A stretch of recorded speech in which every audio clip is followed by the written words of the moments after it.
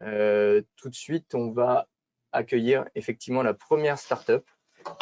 Donc, il s'agit de Secha, donc Laure, qui va nous parler de Secha. Je t'en prie, Laure, tu peux commencer à nous présenter la solution et nous en dire un peu plus sur ce qu'est Secha. Merci Jonathan, merci de m'accueillir sur ce plateau ce soir. Donc je suis Laure de Couët-Gourdaine, je vais vous parler de Secha. Donc Secha, c'est tout d'abord le fruit d'une rencontre entre une fintech spécialisée dans l'intelligence artificielle et dans le traitement automatique du langage et dans la réalisation d'applications métiers pour le secteur de la finance et 3 cabinets d'expertise comptable. En 2020, cette équipe s'est constituée et elle a regroupé finalement des expertises qui sont très complémentaires, des expertises métiers, des expertises technologiques et des expertises en direction de projet et en conception et réalisation de solutions innovantes. Cette équipe s'est mise autour de la table au travail et elle est partie de 3 constats importants, essentiels.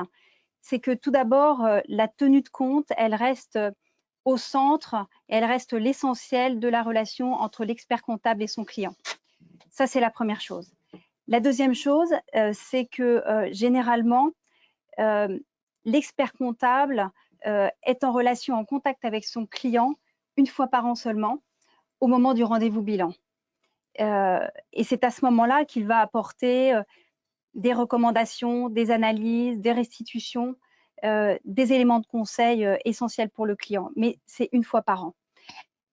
Alors qu'en fait, les clients, les dirigeants des entreprises, TPE, PME pour l'essentiel, ont besoin de conseils tout au long de l'année et ont besoin de restitutions claires et compréhensibles, aussi bien de la part de l'expert comptable, mais aussi de celui ou de celle qui est leur contact de proximité, c'est-à-dire le chargé de clientèle ou le responsable de mission. Voilà, donc à partir de ces 3 constats-là, l'équipe a imaginé une solution que je vais vous présenter en images.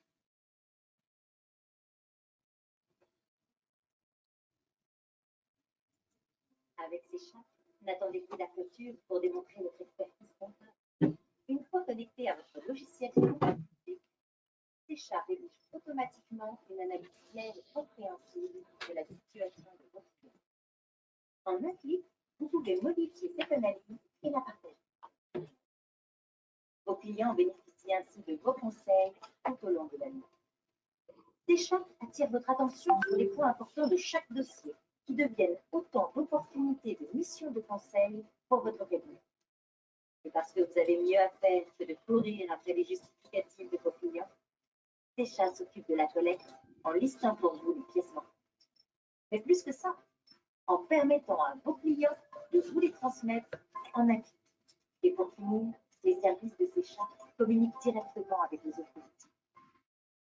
Avec Secha, devenez le copilote dont vos clients ont besoin au quotidien.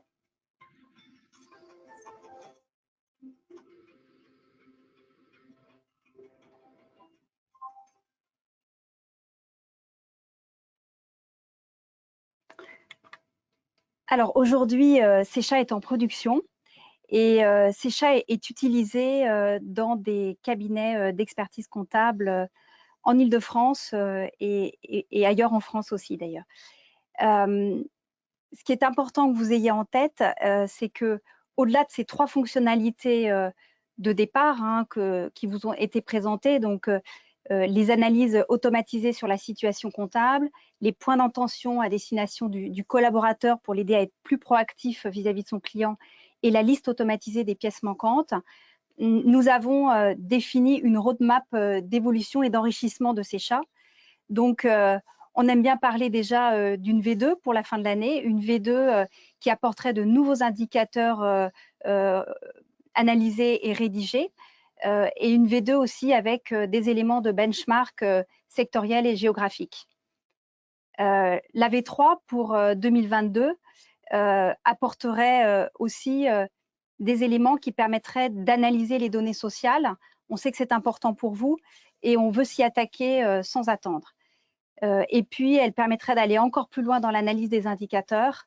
On sait que c'est ça le cœur et c'est ce qui est ça le plus important pour vous.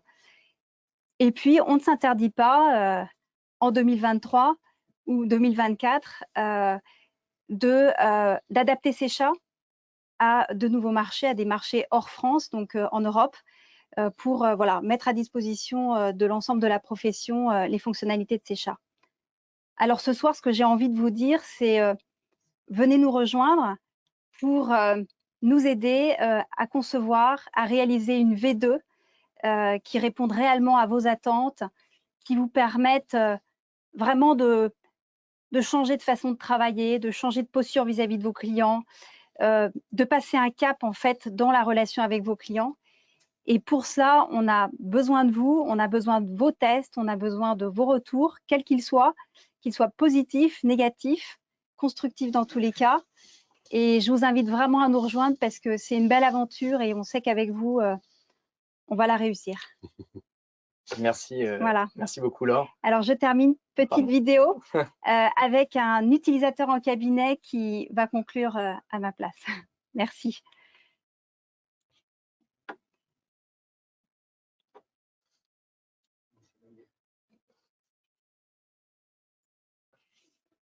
Bonsoir à tous, je suis Thierry Queneau, associé au sein du cabinet BMS Conseil. J'ai l'immense plaisir d'être avec vous ce soir pour vous parler de Secha et de comment cet outil s'inscrit dans notre stratégie de conseil et de communication. Alors chez BMS, on utilise beaucoup des technologies intuitives pour automatiser au maximum la production de données comptables afin de se dégager du temps pour conseiller nos clients et réaliser des missions complémentaires. Et donc Secha vient complètement s'inscrire dans cette démarche, c'est pour ça qu'on a tout de suite adhéré au projet et qu'on est devenu bêta-testeur.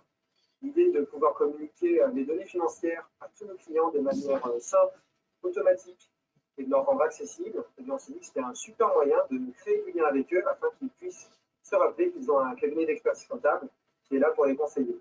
Donc je vous invite vivement à utiliser Secha, c'est connecté aux outils de production comptable, donc on bénéficie de ces avantages en quelques clics. Donc n'hésitez pas et foncez.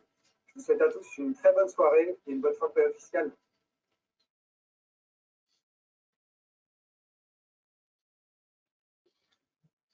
Merci beaucoup, merci. Pour ce témoignage. Laurent, en 2 mots, tu peux expliquer pourquoi on a décidé de retenir Secha, en tout cas ce qui nous a plu dans la démarche et dans leur façon d'aborder ce problème qu'on connaît tous, toutes. Tout à fait. En fait, on a eu beaucoup de discussions au sein du jury pour votre boîte et votre projet, qui répond en fait à une problématique qu'on a dans nos cabinets, c'est qu'effectivement, on est très dans la production. Et la difficulté, c'est de faire en sorte que l'ensemble des équipes, les collaborateurs, les experts comptables, passent d'une production comptable, déclaration de TVA, liasse fiscale, à l'accompagnement des clients. Et la question qui se pose, et c'est là le pari qui est assez audacieux que vous faites, c'est de savoir s'il est possible d'automatiser une partie de cette mission d'accompagnement. Alors, il y a eu beaucoup de débats parce que certains pensent que c'est difficilement automatisable. En fait, c'est de la relation humaine, d'autres pensent qu'on peut s'appuyer dessus. Et on s'est dit que ça serait assez intéressant de travailler avec vous pour voir quelle est la réflexion que vous avez eue en amont, comment vous avez réussi à automatiser une mission d'accompagnement, ce qui n'était pas gagné en fait au départ, et voir si cet objectif qui consiste à industrialiser un petit peu, à automatiser un maximum, cette relation qu'on imagine a priori plutôt naturelle, humaine, sous forme de coup de fil ou de rendez-vous, peut donner des résultats concrets et efficaces. Donc voilà, donc moi j'ai beaucoup d'interrogations là-dessus, et je pense que ça va être très intéressant d'échanger avec d'autres experts comptables. Alors, parce qu'évidemment, au moment où vous avez une bonne connaissance du métier, puisque vous êtes déjà à la base beaucoup d'experts comptables autour de la table, mais qui ont peut-être une culture qui était peut-être différente de celle que ont la plus grande majorité des experts comptables. Donc je pense que ça va être très sympa cette confrontation, et je pense que les bêta-testeurs auront une grosse valeur ajoutée à vous apporter en termes de retour d'expérience et d'implémentation de votre outil dans leur cabinet. Donc voilà, mais je pense que c'est très original ce que vous avez fait, ça mérite. Merci beaucoup. Voilà. Merci Laurent pour ce débrief. On vous invite à poser des questions, si vous voulez, sur la partie chat de la webconférence. Si vous avez des questions à Laure d'Assécha, dans tous les cas, en fait, vous pourrez les rencontrer dès qu'on pourra. A priori, fin juin, on va avoir une organisation. Mais de toute façon, après cette présentation, vous avez la possibilité directement de choisir dans le formulaire les différentes startups que vous souhaitez accompagner. Mais si vous avez déjà des questions, n'hésitez pas à les poser sur le chat. On va les communiquer en live. Donc, je regarde si à côté, il y a des questions qui arrivent. Thomas, il a reçu des questions. A priori, les questions sont en train d'arriver. Donc Laure, alors, on a une première question. Est-ce qu'il y a déjà des API qui sont connectés à Sécha? Oui. OK. Ouais. Quel type de connecteur vous avez développé? Alors, on est connecté, l'idée, c'est d'être connecté aux principaux outils de production, quasiment tous, mais je dis aux principaux parce que voilà. Aujourd'hui, on est automatiquement connecté à Agiris, Sage et ACD. Et on est en train de travailler sur une connexion automatique à Cegid. Alors, on attend encore quelques informations de leur part. Ça prend un petit peu de temps. Et on va se mettre à travailler là, dans les jours qui viennent, à une connexion automatique avec Ibiza. Voilà. Donc, ça veut dire que les cabinets qui sont sur un de ces logiciels comptables-là peuvent bénéficier de Sécha en connexion automatique. Et ceux qui ne sont pas sur ces logiciels-là, ils font un import de fichiers FEC dans l'outil. Donc, c'est une manipulation supplémentaire qui n'est pas dramatique. On a essayé de mettre en place une fonctionnalité qui la rend très facile. Mais voilà, c'est une étape. Et ça, c'est en amont. Et en aval, on est en train de commencer à se connecter avec des portails collaboratifs. J'en dis peut-être pas trop, parce que ce n'est pas encore sorti, mais on en est un qui est… Il nous reste quelques jours de tests à faire encore et ensuite ça sort. Et on espère en avoir de plus en plus. Et on a déjà amorcé pas mal de contacts et de prises de contact avec d'autres portails et des solutions aussi de traitement de factures automatisées à base d'OCR, par exemple. Ok, très bien. Il y a une question sur Cegid. On sait que Cegid, c'est un peu compliqué. Ça prend du temps. C'est pas que c'est compliqué, c'est que ça prend du temps. Ils ont surtout une gamme assez large. Et du coup, avec quel… Je pense que c'est avec Cegid Loop. Avec Cegid Loop, la connexion, d'accord. Avec Quadratus, pour l'instant, on n'a pas d'informations précises. C'est vrai que les cabinets avec lesquels on a déjà discuté, échangé, et on a des cabinets qui testent déjà la solution, qui sont sur Cegid. Alors, ils importent des fichiers FEC. Je pense que ça va être avec Loop, mais je ne veux pas parler trop à la place de Cegid parce que la communication n'est pas officielle. Mais c'est vrai que les investissements et les budgets de développement sont mis sur cette offre-là. Concernant Ibiza, vous avez une date de sortie? Enfin, en tout cas, je vais dire. C'est dépendant de la tech, on imagine? Fin juin, début juillet. D'accord, fin juin, début juillet. Okay.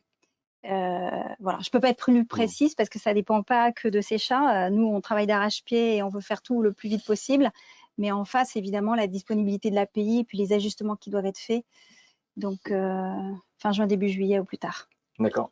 Il est possible d'être bêta-testeur, même en ayant une appli qui n'est pas nécessairement connectée à part C'est tout le principe et on a aujourd'hui des cabinets qui utilisent Sécha. Exactement. Donc, ça peut évoluer au fil du bêta-test, d'ailleurs. Elles peuvent être en import de fichiers FEC pour démarrer et basculer sur une connexion automatique. Surtout qu'on a aujourd'hui de plus en plus de cabinets qui n'ont pas qu'un seul outil de production. Tu travailles avec Time, tu as Time Expert d'un côté, tu peux travailler aussi avec ACD de l'autre côté, il y a quelques clients qui sont sur QuickBooks, d'autres qui sont sur… Donc on peut dans un environnement multiple et par les histoires d'apport, on peut régler le problème. Et puis votre outil remplit deux objectifs. Il y a un premier qui est l'accompagnement du client à travers des indicateurs, mais il y en a un deuxième qui est aussi le suivi des documents pour éviter au mois de mars 2021 de l'appeler pour lui demander la facture de janvier 2020 là-bas. Donc ça peut aussi être fait sans nécessairement d'API. En fait, Sécha fonctionne sur la base des données qui lui sont fournies. Si elles sont fournies automatiquement, le cabinet, le collaborateur gagne du temps, c'est sûr. Si c'est un import de FEC, de toute façon, le résultat est le même. On a le même résultat, le même niveau de qualité, que ce soit par un import de FEC ou par une connexion automatique. C'est juste qu'on gagne du temps. Bien sûr. Quelques autres questions qui sont posées. Sur la génération des rapports automatiques, quelle place vous laissez collaborateurs, au chef de mission, à l'expert comptable associé? C'est une super question. C'était les questions qu'on a vues, nous, pendant le jury, et c'est les questions qu'on vous avait posées. C'est une des questions qu'on vous pose. Alors, Sécha n'a pas pour vocation de remplacer le collaborateur. ou de prendre en charge des missions de conseil. Secha, c'est un outil qui donne de l'information facilement accessible, facile à comprendre, claire, concise, etc., mise à disposition du collaborateur pour commencer. C'est l'outil du collaborateur pour l'aider dans sa relation avec le client. Donc, l'idée, c'est qu'il n'ait plus à aller chercher dans la compta, refaire des calculs, travailler quelques minutes longues ou peut-être même quelques heures avant d'avoir un échange avec son client. Là, en allant dans Secha, il va tout de suite avoir l'information disponible.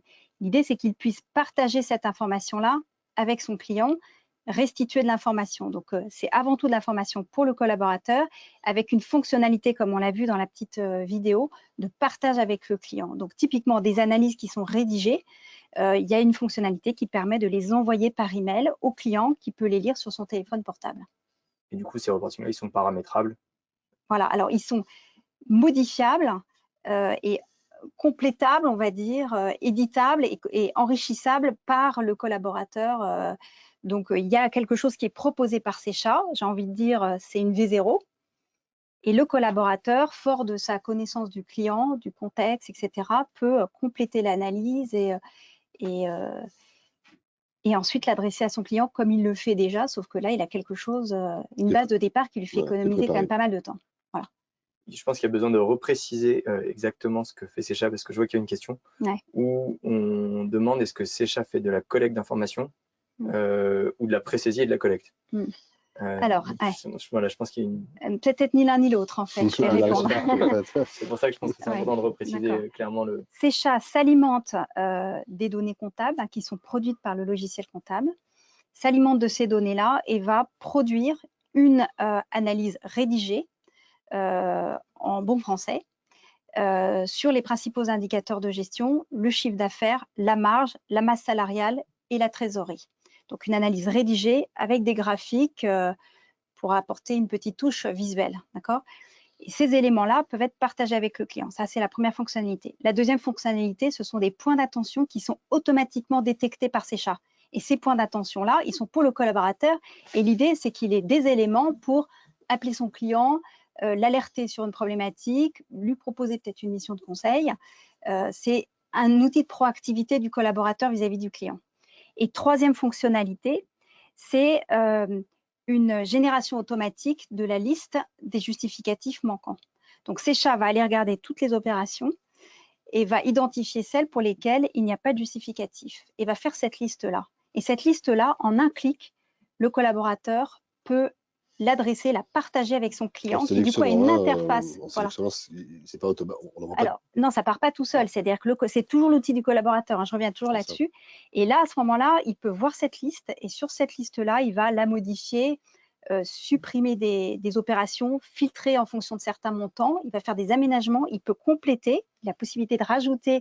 Par exemple, s'il veut demander un relevé de compte à son client, il peut l'ajouter. Il partage ça à son client. Et là, le client a une interface conviviale, sympa, ludique, dans laquelle il peut verser ses justificatifs.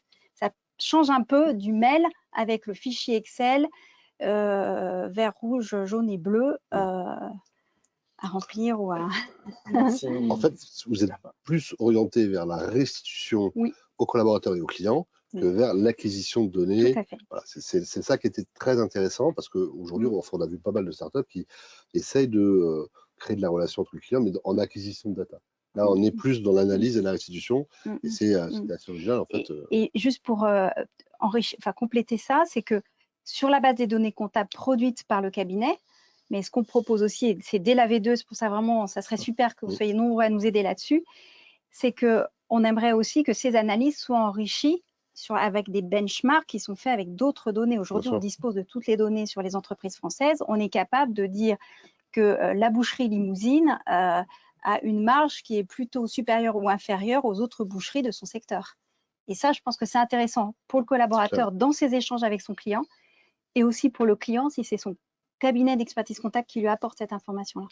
Dernière question avant de te libérer, Laure, c'est la question des tarifs. Forcément, même si elle est toujours amenée à évoluer c'est tout l'intérêt aussi du programme d'accélération, c'est que le business model n'est pas complètement défini, il est amené à évoluer, mais du coup forcément on pose la question, c'est des gens qui ont été convaincus.